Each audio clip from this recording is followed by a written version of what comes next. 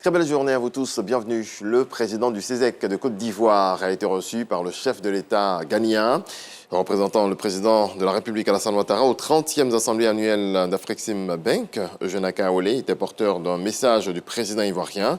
La qualité des relations entre la Côte d'Ivoire et le Ghana et les grands objectifs de cette rencontre pour l'économie panafricaine ont fait l'objet des échanges. Un message de la part de son Excellence, c'est le président de la République de Côte d'Ivoire, Alassane Ouattara, pour son très cher bien-aimé président de la République du Ghana, Nana Akufo-Addo, à l'occasion donc de la tenue des assises de Afreximbank et également du 30e anniversaire de la dite banque. C'est ce message donc que je viens de transmettre à son excellent Nana Akufo-Addo. Il s'agit bien sûr de Afreximbank, qui est une banque panafricaine qui donc se veut à l'avant-garde dans la promotion du commerce et des relations entre les pays africains. Afreximbank est à l'Afrique ce que naguère Ecobank fut pour la CEDEAO avant d'être aujourd'hui une banque panafricaine. Donc, au moment où on parle des éclaves, d'échanges entre les différents pays africains, je crois que c'est un moment extrêmement important. La banque a une vision pour l'Afrique et naturellement le président Alassane Ouattara, dont on connaît la compétence en matière économique, un banquier connu au plan mondial.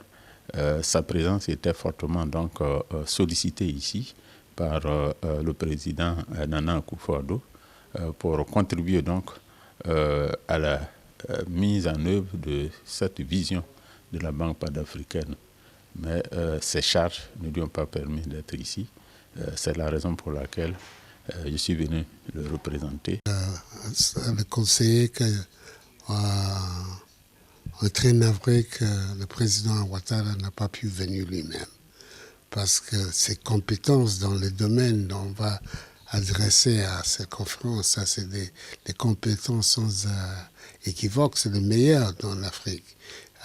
Alors il aura fait une grande contribution à nos discussions, mais c'est parfait. Mais je comprends très bien qu'il y a des autres engagements à faire. Mais c'est quelque chose de très important pour nous.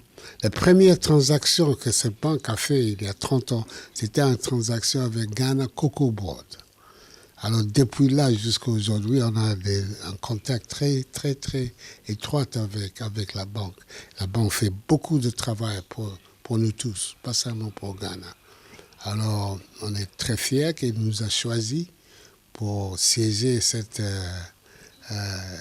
30e anniversaire ici au Ghana et on pense que tout va bien.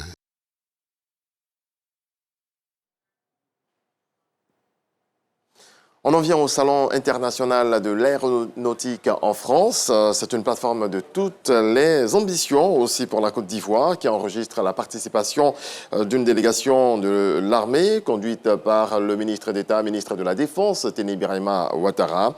La montée en puissance de l'armée ivoirienne prend ainsi ses repères, nous apprend Michel Digré. L'industrie de la défense au cœur de ce 54e Salon international de l'aéronautique et de l'espace à l'aéroport du Bourget à Paris. Arrivé à bord d'un hélicoptère H160, dernier né de la gamme d'Airbus, le président français Emmanuel Macron a passé une grande partie de la journée sur place. Ce salon est traditionnellement marqué par les méga commandes d'avions, des démonstrations en vol et des présentations technologiques. La Côte d'Ivoire est présente à ce rendez-vous international de l'aéronautique. Le ministre de la Défense, Teni Birahima Ouattara, conduit la délégation ivoirienne à cette édition 2023. C'est un salon qui est important, c'est le plus grand salon du monde d'ailleurs. Et comme vous le savez, l'armée ivoirienne a un objectif de monter en puissance. Et il est bon que nous puissions venir sur place pour voir en fait les opportunités qui nous sont offertes en matière d'aviation, d'hélicoptères, de drones et de tout ce qui donc concourt à la montée en puissance de l'armée de l'air. Donc c'est la raison de notre présence à Paris depuis ce matin pour quelques jours, parce que tous les fournisseurs du monde sont présents ici et nous allons faire le tour pour voir un peu quelles sont les opportunités qui nous sont offertes pour pouvoir aller à la montée en puissance de l'armée de Côte d'Ivoire. Le salon accueille 300 délégations officielles venues d'une centaine de pays. L'événement devrait battre tous les records d'affluence avec plus de 320 000 visiteurs attendus jusqu'au 25 juin prochain. Dans le reste de l'actualité, face à la montée des départs de migrants vers les côtes européennes, le ministre français de l'Intérieur, Gérald Darmanin, en visite à Tunis ce lundi, a promis une enveloppe de 25,8 millions d'euros, soit près de 17 milliards de francs CFA à la Tunisie pour aider les autorités à l'achat d'équipements nécessaires à la surveillance des traversées de migrants vers l'Europe. Une aide qui doit servir également à la formation des policiers et des gardes frontières tunisiens. Un sous-marin permettant d'amener des touristes explorer l'épave du Titanic au fond de l'Atlantique porté disparu et des efforts sont en cours pour tenter de récupérer les personnes à bord, a annoncé ce lundi la société Ocean Gate Expeditions. 5 passagers sont à bord, dont le riche homme d'affaires britannique Hamish Harding. C'est la fin de ce point de l'actualité. Merci à vous tous de nous avoir suivis. On se retrouve à 7h.